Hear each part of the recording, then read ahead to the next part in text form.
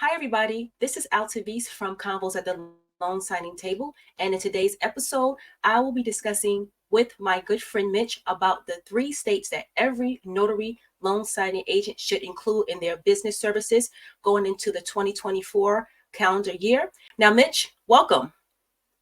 It's good to be here, Alta. Now, Mitch, we talked behind the scenes, of course, about the 3 states that I know that you have some background in. And what I wanted to do is speak to my notary, real estate, and mortgage community about those 3 specific states that you and I were conversing about. So first and foremost, Mitch, please tell everyone and the viewers and the listeners today your information, your name, and what exactly do you do? Sure. My name is Mitch Messer. I have been a real estate investor since 1999. My wife and I got started investing largely buy and hold real estate in Atlanta, Georgia. And I tell people our main claim to fame, if you will, is that we've bought upwards of $15 million worth of real estate over the last 20 some odd years. And we have never once gone to a bank to qualify for a mortgage to buy investment property. It's all been seller finance or private money or some combination of the two, but we don't do banks. Okay, so of course, Mitch, you have definitely some expertise in this type of real estate transaction, correct? I do. Okay, so let's get right into it. Now, before I want to share with you guys, I want you to stay to the end of the video because we have a lot of different ways that Mitch can provide tips for notary signing agents or someone like myself who is based in New York, what we can do to expand our business services for these particular seller financing deals. So Mitch, let's get right into it. First and foremost, let's talk about the first state that you mentioned to me about, Texas. Give us some information about Texas and seller financing deals in that specific state, or specific counties in that state, if there are any. Well, so I propose that we tackle this a little bit differently, because the good news is that once you understand how seller financing works, you recognize that whether it's Texas, North Carolina, or Kentucky, right, you'll have pretty much the same principles that you can abide by. There are some distinctions between the 3. So we can talk about Texas first, if you'd like. Okay. So let's go into it whenever you're ready. Okay. So the great thing about Texas, it is a fast foreclose and fast evict state, much like Georgia. And so what you have is a situation where you have lots of potential sellers who you can easily pitch the seller financing concept to, because they're very well protected by state law. I don't know why I started sweating all of a sudden. Hey, Mitch, tell the viewers and listeners about where you're right now currently located at. I'm in Lima, Peru right now. So you get a pass. It's probably nice and warm over there. Yeah, well, it's hot here, and they don't typically have air conditioning as a regular thing here. So you're with whatever got the a fan? temperature is. Do you have a fan? You got a fan, Mitch, or no? There is a fan here. Let me plug this in. Sure. We're definitely going to be talking about Texas and how you can apply your business services, maybe working directly with the title company or real estate attorney who's going to be probably coming across these type of deals in 2024. As you guys know, in the 4th quarter of 2023, we're dealing with a decline of traditional conventional loan signings. So this might be another alternative for notary loan signing agents in the state of Texas or Kentucky, or even North Carolina, which has been one of those states now that people are still considering to travel to or actually relocate to in the coming years or so. So I think this would be a great opportunity for my fellow notary loan signing agents in those key specific states to connect with those title companies, or maybe have personal connections with individuals looking to purchase property in those specific states, and how you too can be a part of that deal. Mitch is back with us. So Mitch, as you were saying, Texas is what's called a non-judicial foreclosure state, which means you foreclose in Texas without having to go through the courts, which is good because it means it's relatively fast to foreclose in Texas. So when you're talking to a seller about why they might want to consider seller financing, it's easy. Let's just hang in there and we'll be right back. We'll be right back, guys. There might be some delay with his Wi-Fi service, and we're going to continue once we get him back online. Okay, Mitch, as you were saying. So I was going to recommend that we do this I do have certain points that I want to make, but I kind of covered all 3 states in each of those 3 points. So if it's okay with you, I wanted to talk about the very first point, which is to understand that seller financing deals are made, not found. I think a lot of people wonder, how do you find these great seller financing deals? And the answer is you got to construct them out of the raw materials. So rarely do we have a situation where the seller wants to go to sell by order financing. In fact, typically when we're talking to a seller, we never let the word seller financing leave our lips. Almost always we'll position it in a way that makes it easy for them to say yes, but seller financing sounds scary and official, and so we don't go that route. So the first thing I urge people to do is to recognize that you're not going to just find these deals. You're going to have to create them. And another tip that I offer is that we typically will make two offers. We'll typically make a standard cash offer, generally speaking, for a little bit less than what they were looking for, because we really want them to take the seller finance offer. And then we'll make them a seller finance offer, which very well may be at the price that they asked for, just with the terms that we want. So I did want to make that point. But to jump into the meat of this, I wanted to be clear that the way we typically succeed in doing seller finance deals is that we follow the herd. And by that, I mean, we acknowledge this massive wave of demographics that's moving through the U.S. markets, and that's baby boomers. Baby boomers are people born from 1946 to 1964. I happen to be the youngest age of baby boomers, which is I'll be going into 60 next year. These baby boomers. Happy early birthday.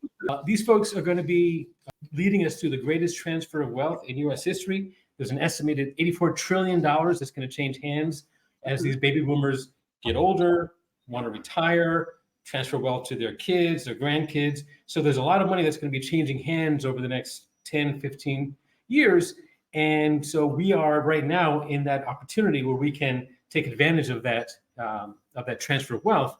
Also, there's a lot of tax advantages that seller financing offers for an aging population.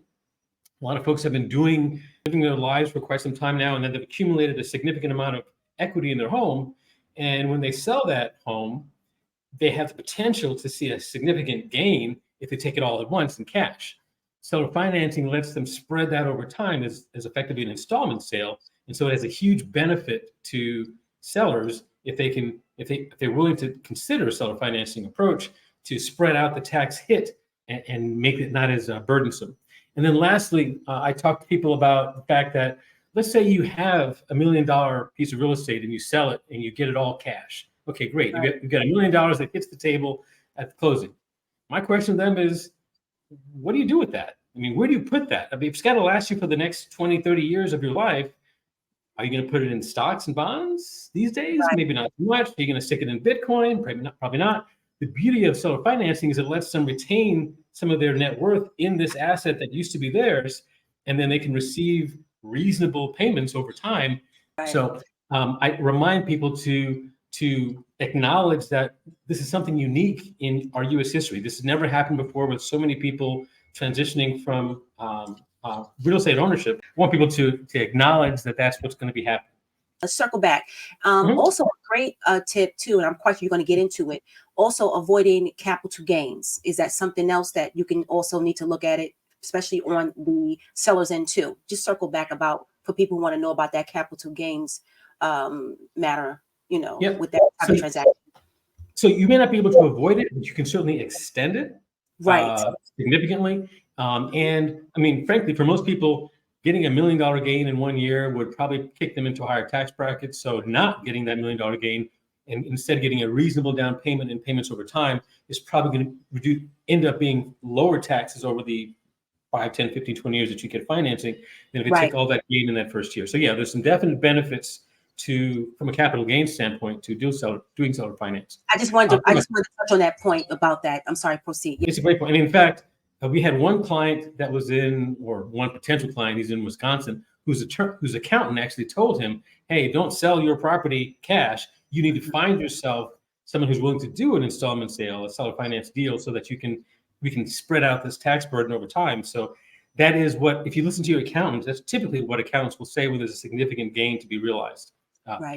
The reason why most people don't get seller finance deals is because, honestly, they don't ask for them. I can't tell you how many people go into a negotiation with the seller assuming that the seller wants all cash.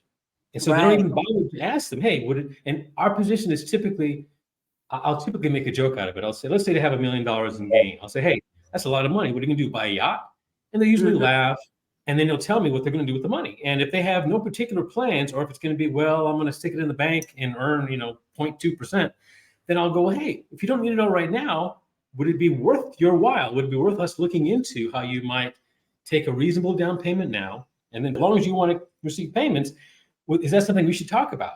And amazingly, not everybody, but I say 2 out of 10, 3 out of 10 people will go, I hadn't thought about that before. Let's talk more about it. Slight delay again. I hope, are we good? I think I had another browser with a bunch of windows up, so I just shut that down. Okay. Let's see if that's going to cause a problem. So close out all the browsers. There might be something slowing down. Just a little tidbit. Okay, proceed, Mitch. You were saying?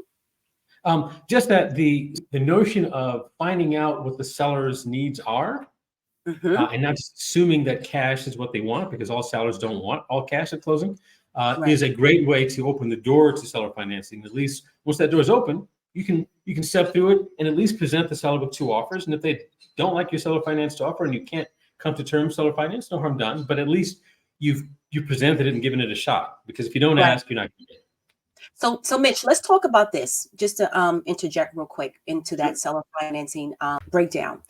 As a notary loan signing agent, like we're discussing specific state right now, such as Texas, right? Or can this apply to all the states, Texas, North Carolina, and Kentucky? Usually they all have the same breakdown of how you can structure a seller financing deal, or they are pretty much a little more, specific to that specific state. That's a fair question. So the structure will be the same. However, as I mentioned before, knowing the state's foreclosure laws will give you a little bit of a difference. Kentucky is the only judicial foreclosure state where you have to actually file a lawsuit to foreclose. Good news though with Kentucky is it's relative. Mitch, you were saying exactly about North Carolina and Texas. Tell us a little bit about those states when it comes to seller financing deals. Proceed. Unlike Kentucky, which is judicial foreclosure, Texas and North Carolina are non-judicial, which means that they're to file a foreclosure is relatively swift, and in Texas and North Carolina it can happen in a couple of months. So it's fast, which is good for you as a seller involving seller financing, because it reassures them that if things go sideways, they're going to get their property back. Here's the thing, Mitch, when it comes to that seller financing deal, as a notary signing agent, we can also play a role. Either it can be on our seller end or the buyer's end, correct? Because we have to notarize specific documents within that seller financing deal. From the closing agent standpoint, it's going to be just like it was a bank. So you're going to have all the regular closing documents. You'll have a note. You'll have a security deed / mortgage. So it's a full-blown closing that's going to require someone to manage that closing. They get paid just like any other closing agent. The only difference here is that instead of going to a lender, a traditional bank to get financing, you're going to be having the seller effectively provide a purchase money note, but the paperwork will be virtually identical. A need for someone like that to coordinate that. I think it's worthwhile as a closing agent to remind, perhaps pre-closing, if you have clients who are looking at deals, to remind those clients that this is a perfect climate for looking for seller finance deals, and that you as a closing agent can close those deals for them just like you could close any other transactions for them. So helping them appreciate why they might want to start looking at seller finance deals and how you can serve them in that environment just like you've already been serving them is a perfect way to do it.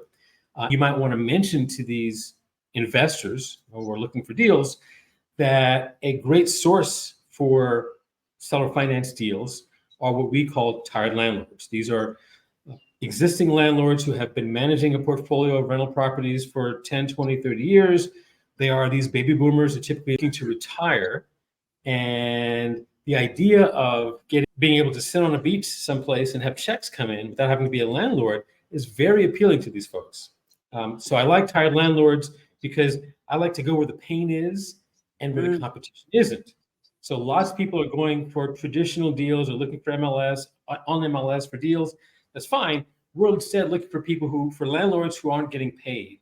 So we're looking for landlords who have filed an eviction notice against their tenant because the tenant's not paying them. We'll reach out to those landlords and say, hey, look, would you be open to the idea of selling your property? How would you like to never have to talk to another tenant again and you can just sit and relax? and they go, not only is that a good idea, I've got 9 other properties I'm looking to sell. Can you help me with those as well? We did one of these recently in Tulsa. So we like tired landlords because oftentimes, if they've been holding these things for 10, 20, 30 years, the properties are free and clear. So there's no debt on these things. So it means that they're going to take a huge hit when they do sell these things and get a significant gain, unless they do seller financing. And it means from our standpoint, we can invoke seller financing so that we don't have to pay as much when we want to buy these properties. Let me just interject real quick. Since you mentioned that demographic is going to be more the baby boomers market, right? The ones who already retired, they have disposable income, and they're looking to unload some of those properties in those specific states, such as Texas, Kentucky, North Carolina. So this might be a great way as a notary signing agent or notary to pretty much, market yourself or introduce yourself and get into certain type of conversations and rooms to speak to these investors that may want to, like you say, unload these properties in 2024 and beyond. Would you agree with that? Absolutely. Absolutely. And in fact, if someone could come to me with relationships with landlords already existing and help me broker those, not literally broker, but help me manage those transactions, then I would be delighted. That would be a compelling reason to work with a closing agent, because finding deals is what it's all about. And if you can find a way in that everybody else isn't taking, a path that's not taken by everybody else, then I think you have a better opportunity to strike a great deal. Which is great. You know what? Because I had in my prior video, I was speaking to a lender by the name of Deborah.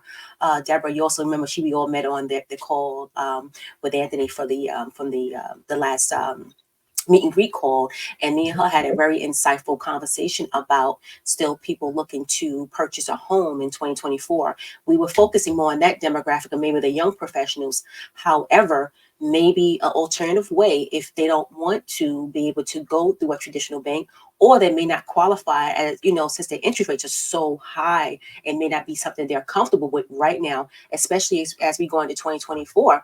Maybe an alternative way, such as a seller financing deal, they can probably put together and broker with another individual. The only thing you need to do, as you mentioned, Mitch, is to really have those conversations, not with maybe the lender being involved, but just having an exchange with an individual that may want to, like we said, unload their property, and seller financing might be another alternative.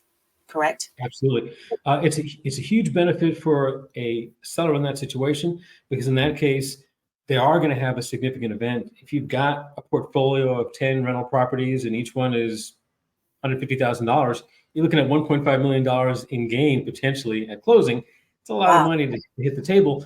If someone could structure a deal that paid them a reasonable down payment, and then payments over time, could be monthly, could be quarterly. They're landlords, right? They're already used to getting payments over time. So it fits well with their model.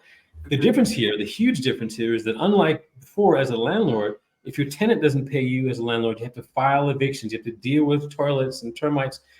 Here, right, and move on to another potential buyer that wants to right. They could potentially make more money if you don't perform than if they did. So it's a lot less scary for them to consider this alternative, and they don't have to do the thing that they probably hated in the first place, which is property management. All they have to do is collect a check.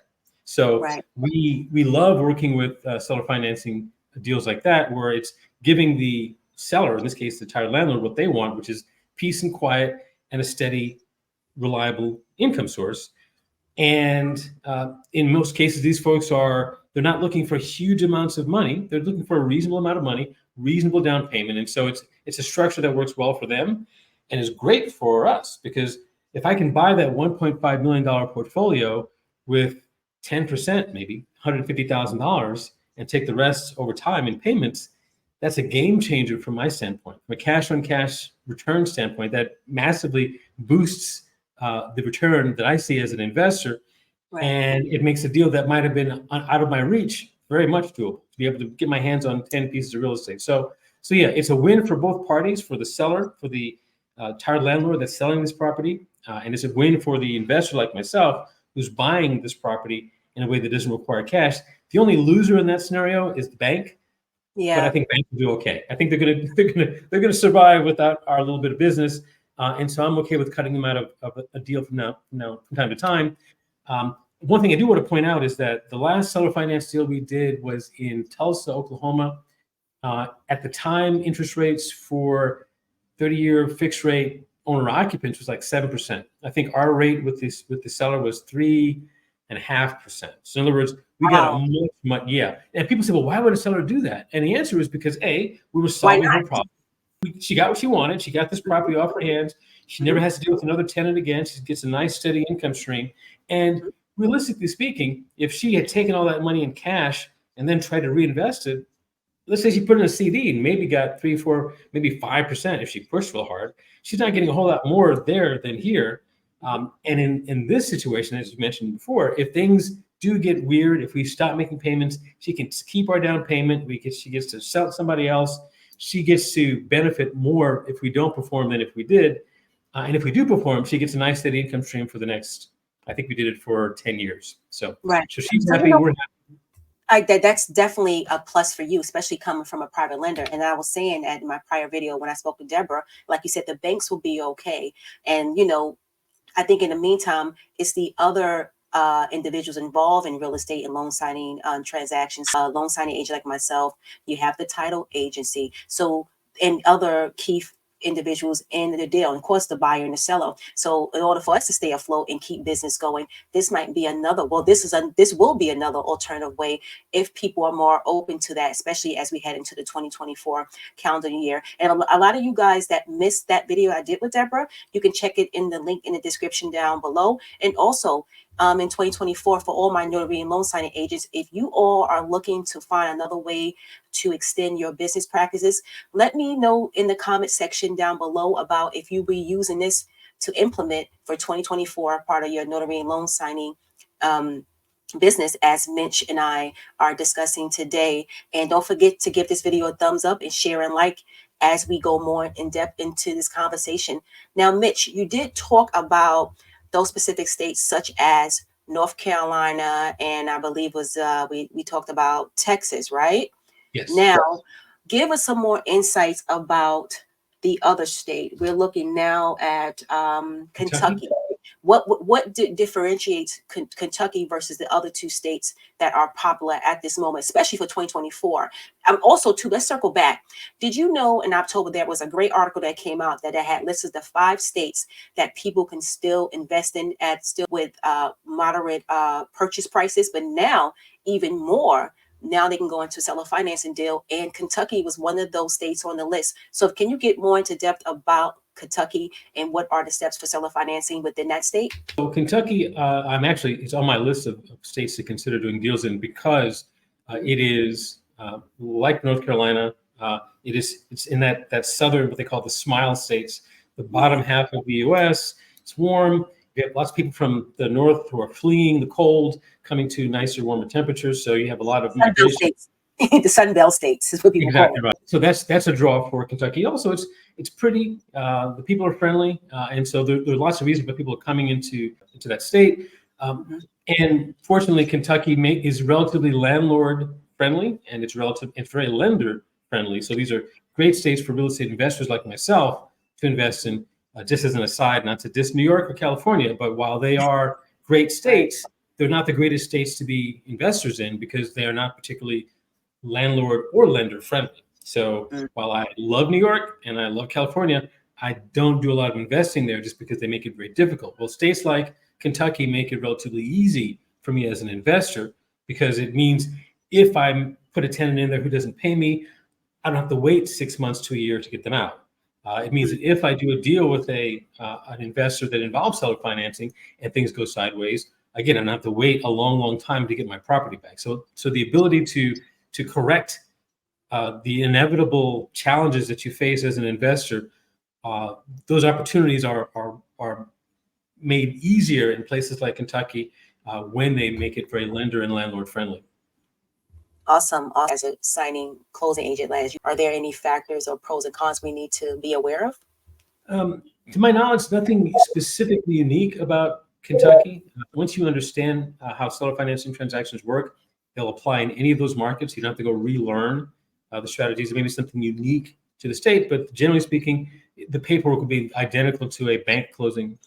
And so you won't have to do a whole lot of new stuff. The market in Kentucky is attracting so much attention because it's still affordable. People read it, and then in 6 months to a year, that wherever they mentioned is now popular because everybody sees that article. So I'm sure the people who actually do business in Kentucky hate articles like that, the passion, because you're just going to make their job that more difficult. My job as an investor is to try to find places that are going to be in next year's edition, but haven't made it in there yet, because I want to be making my money before everybody in the world discovers that market. So I'm looking at markets that are not quite there yet, or at least have been given the recognition that some of these other markets have been. Because if I can get there before everybody else does, again, I want to go where the pain is and where the competition isn't. If I can. Do you have a goal for 2024 as far as investment strategy, especially coming from a private, you do private lending deals? What is your goal? I'm happy to share it. 2024 will be the crossing point where the maximum number of baby boomers are turning 65. That will happen in 2024. It's called Peak 65. Peak 65 will happen sometime next year. And at that point, they estimate 12 million baby boomers turning 65 per day, which is a whole lot of people hitting retirement age per day. My goal is to be part of that $84 trillion wealth transfer, a lot of which is in real estate, from the baby boomers' hands into other people's hands. I want to be there kind of catching some of those assets.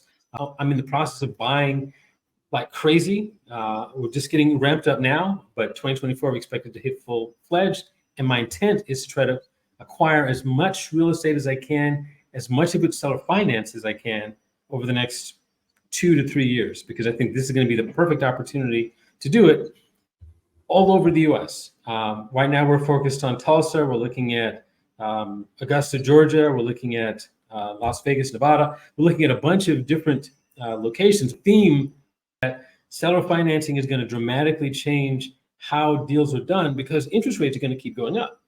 We're not going to see the interest rates that we had 4 or 5 years ago, I think, again in our lifetime. So we need to get accustomed to a much higher interest rate environment. If you can skirt the banks and go straight to the seller and work something out on the side, that's going to be far superior to having to deal with the bank. Right now, investor rates are like 8-9%. If I can do a deal at 3 or 4%, that gives me a huge advantage over my competition that's going to a bank. So my intent is to do as many seller finance transactions as I can for the rest of this year and starting in 2024.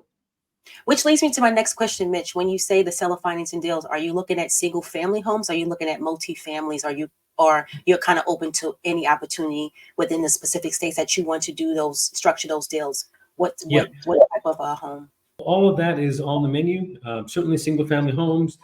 The larger deals you look at for multifamily, the less likely you're going to be able to do seller financing, because usually it's going to be owned by a conglomerate or a situation where you can't easily do a seller financing deal. But if you're talking, I say 20 units or less, that is kind of the sweet spot where it's too small for a bank to get excited about it, but large enough that most individual investors might be a little bit intimidated. I say stuff in the $1 to $5 million range. Seller financing is going to be perfect for that, because again, these are people who have now a significant asset that if they sold it, they'd have a significant gain. If they could instead spread that gain over time, or at least the tax impact over time, it's a win for the investor, and it's a huge win for me as the buyer. If I can buy a $2 million asset by only putting $200,000 down and the rest in seller financing over the next 10 years, that's a huge benefit to me. So yeah, I'm going to be looking for not only single family, but small multifamily up to about 20, 25 units to do seller financing with. Yeah. So that's the goal. Good luck. Now, Mitch, let's get into a little game trivia. I like to always have these game trivias with my guests. Now, this is a loan signing game trivia, and you let me know, by you being an expert when it comes to seller financing deals, and we're going to start right now. Are you ready? I'm ready. Okay. My first question is, what's the most important document in a seller financing deal? A, is it a purchase agreement? B, is it a promissory note?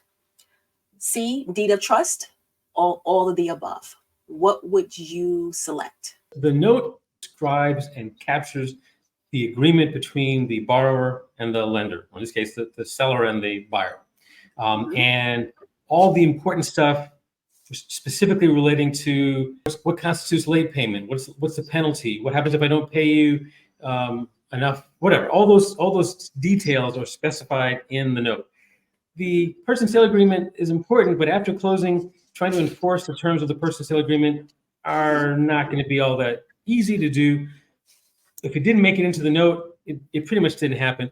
The deed of trust is important, but sometimes in other states called the security deed, it's important, but those are usually pretty standard documents. And so the odds of those being done wrong are pretty slim. So if I had to boil it down to just one, I would say the note, but obviously you want to make sure that all three are right. I mean, the purchase and sale agreement has to be agreed to with both parties.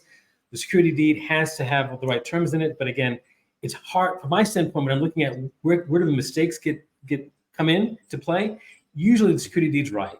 Usually the purchase and sale agreement is representative of what the two parties wanted. It's the note where things get messy, because the note is where I specify all the little details, and everything has to be done perfectly, because that's the document that's going to dictate what actually gets done. If there's ever a dispute, we're going to go back to the note, and that's what's going to dictate what the agreement was at that time. So the three agreements are all important, but the note is, in my opinion, the most important. It is the one that defines more than anything else the fact that you have a seller finance transaction. Okay, good answer. Okay, I got one more trivia question for you. Now, what's the most important document that needs to be notarized within the seller financing deal? Will it be A, the deed of trust, or B, the purchase agreement? Sale agreement does not need to be notarized, at least not in the states we've done business in. So of those two, would be the deed of trust or security deed. Awesome. I want to see, where your expertise is at. So it shows you have definitely some background experience and expertise when it comes to documentations, and that's good to hear. Now, Mitch, where can people follow you or find out more about you and your business, or maybe get some tips, or maybe opportunities for any lender options? Where can they find you at? The best way to find me is on LinkedIn. That is the core where I do most of my posting and interacting. So I encourage people to reach out to me. I love talking real estate, and you can find me pretty easily. And I'm happy to talk about submarkets or real estate deals or joint ventures. I have a bunch of people that I've done deals with, and I'm looking to do deals with more. I do a lot of business with overseas international investors, so there's that. And as you mentioned before, we do broker private money. So there's opportunities for me to help other people be successful and be helped by other people.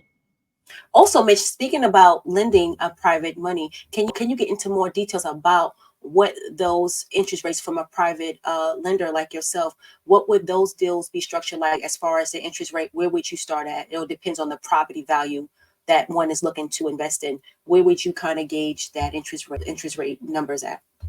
Yeah, so for the most part, we're doing deals with investors. We call them operators, who are doing the traditional buy, fix, and sell, sometimes buy, fix, and then hold for themselves. And the time frame for these folks is typically 6 months or less. And so for that kind of time frame and for that kind of risk model, it's pretty standard to be somewhere between 10 to 14. Right now, I'd say about 12% interest, annualized interest. Just to be clear, the distinction that I make is that what makes private money, in my opinion, more versatile than hard money, which can often be around the same 12%, is that private money can be particularly fast. Hard money, you're looking at probably a month, 45 days to close. Bank financing, easily a month to close. Private money, we can close a deal in 10 days.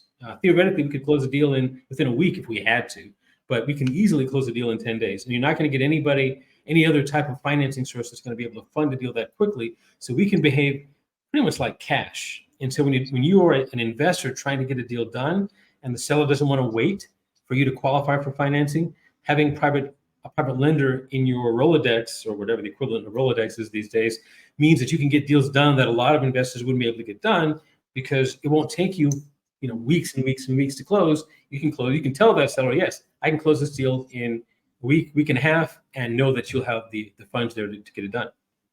Sounds good. Mitch, thank you so much. My pleasure. Thanks for having me.